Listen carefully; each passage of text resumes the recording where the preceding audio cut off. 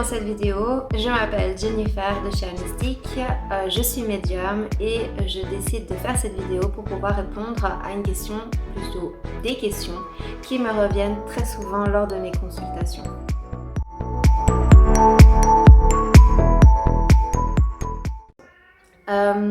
Oui, je fais ça depuis toute petite.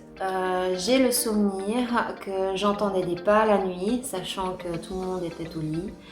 C'était des pas qui étaient très lourds, c'était des pas qui montaient les escaliers. Enfin, c'était un escalier assez particulier dans cette maison-là qui grinçait, donc c'était assez présent.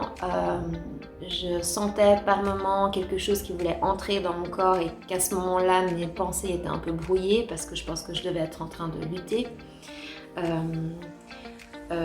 Je sentais aussi des fois une présence s'asseoir sur mon lit, donc il y avait vraiment littéralement mon poids qui se posait sur mon lit, donc je sentais comme si quelqu'un s'asseyait à côté de moi. Quelques petites expériences comme ça qui fait que j'étais ouvert à ce genre d'expérience et j'entendais, je voyais certaines choses, enfin voilà, c'était clair que j'avais ça depuis toute petite. Maintenant, le souci, c'est que quand j'étais petite, toutes ces choses-là me faisaient extrêmement peur parce que la plupart du temps, ça se passait la nuit et je ne savais pas trop comment gérer ça, je ne savais pas non plus comment en parler. J'ai pas une famille qui est forcément dans ce domaine-là, elle n'est pas fermée, hein, mais c'est juste que je ne savais même pas à cet âge-là que ce genre de choses pouvait exister et concrètement, je ne savais pas du tout comment le formuler, je ne savais pas non plus comment m'exprimer avec ça. Donc, je suis restée dans mes peurs et d'une manière ou d'une autre, je ne sais pas comment j'ai fait, j'ai décidé de fermer probablement et c'est ce qui fait que j'ai eu une coupure. Et j'ai continué à grandir, j'ai fait mon enfance tranquillement, j'ai eu mon adolescence et tout s'est passé normalement. En tout cas, j'ai pas souvenir d'un épisode spécifique et en lien avec la spiritualité. Jusqu'à ce que j'arrive adulte, où j'ai eu mes expériences heureuses, malheureuses, comme tout le monde. Et au fil du temps, j'ai eu quelques questions existentielles, comme déjà certaines personnes se les posent aussi, qui sont par exemple, à quoi est-ce que je sers sur Terre, quel est le but, qu'est-ce que je suis censée faire, pourquoi est-ce qu'on est là, etc. Ces grandes questions où évidemment la réponse n'existe pas, mais c'est des choses sur lesquelles beaucoup d'entre nous s'interrogent et cherchent à avoir une réponse du moins la plus claire possible pour soi. Et en me plongeant dans ce domaine-là, j'ai petit à petit ouvert à nouveau mon canal médiumnique. Et c'est là que je me suis en fait souvenue que j'avais ça déjà petite. Parce qu'évidemment, durant l'enfance et l'adolescence, j'ai complètement oublié tout ça. C'était un épisode qui était passé et que ma conscience avait oublié. Mon inconscient pas, mais mon conscient, oui. Et en faisant mes expériences, en ayant de très bons coachs et de très bonnes personnes autour de moi qui m'ont aidé à m'évoluer dans ce domaine, je suis aujourd'hui ce que je suis, c'est-à-dire un médium en connexion avec les défunts, avec les guides, avec les anges, avec tout ce à quoi on pourrait y croire en fonction de chaque croyance, en fonction de ce que chacun croit concrètement, on va dire ça comme ça. Et donc, je suis ravie de pouvoir guider au mieux les personnes qui viennent me voir, transmettre des messages et puis réussir à les aider à passer certaines étapes de leur vie qui peuvent être des fois assez difficiles.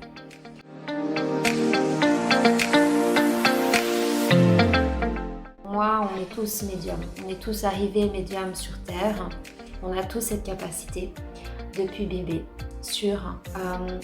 Maintenant, la seule chose, c'est que, comme je l'ai dit, chacun fait sa vie, chacun a ses expériences, chacun a son chemin de vie aussi en fonction de ce qu'il a prévu de faire sur cette terre, dans cette vie-là.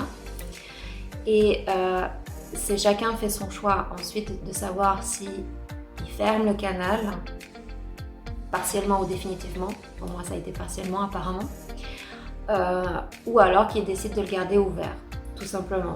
Et en fonction de son choix, en fonction de ce qui est prévu de faire sur son chemin de vie, alors c'est soit on est devenu je dirais pas devenue, mais je dirais plutôt en fait évoluer en médiumnité ou pas, tout simplement.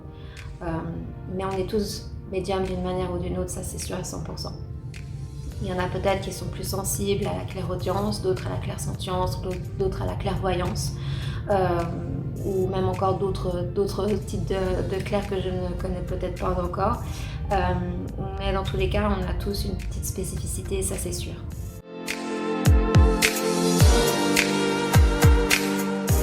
Je pense que c'est la question la plus difficile à répondre.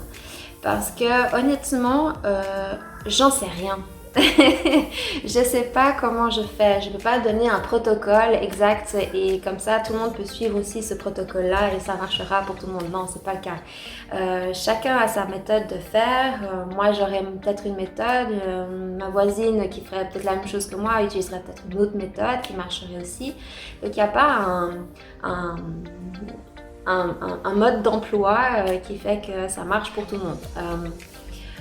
Pour ma part, je sais que je me centre, que je suis déjà au clair avec mon corps avant de recevoir quelqu'un, comme ça au moins si j'ai des ressentis, je sais si ça m'appartient ou pas. Et ensuite, je laisse venir les messages, je laisse venir ce que j'entends, je laisse les images qui me viennent. Si vous voulez, c'est comme si en fait j'étais en train de rêver, mais en étant éveillée.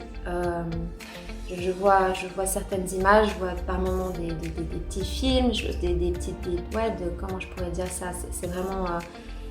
Et puis j'entends aussi des messages, des fois je les vois écrits, des fois je les entends vraiment.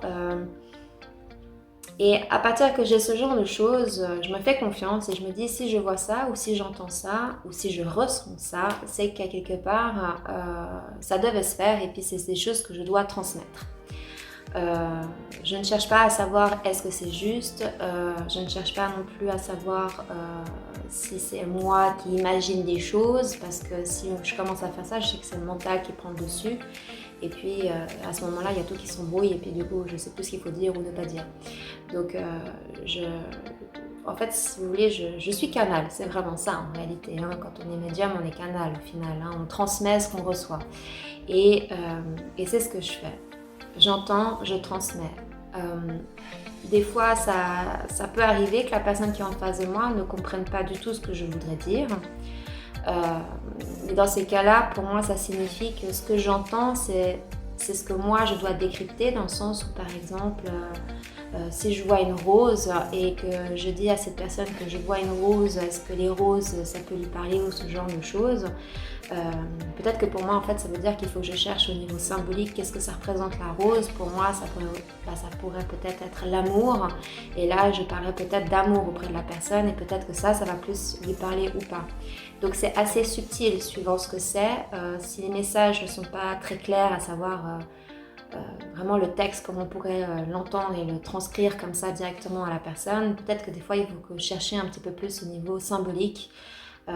Et puis c'est vraiment des brides, des images, hein. C'est rare que ça soit vraiment tout le film. Les films, ça m'arrive beaucoup plus souvent quand je fais une lecture d'une vie antérieure. Mais sinon, quand je suis vraiment en consultation médiumnique, c'est des mots, c'est des images, après il faut tout mettre ensemble et essayer de comprendre l'histoire, essayer de comprendre qu'est-ce qui est à transmettre en fait. Donc voilà, c'est comme ça que je fais. Je fais en tout cas confiance en ce que je reçois, je fais confiance aussi en ce que je dis. Il m'est arrivé que des gens me disent mais ça me parle pas du tout, je comprends pas ce que vous me dites, et puis qu'en fait, quelques temps plus tard, ils me rappellent et me disent en fait j'ai parfaitement compris, j'ai pas compris sur le moment, mais maintenant je comprends ce que ça voulait signifier.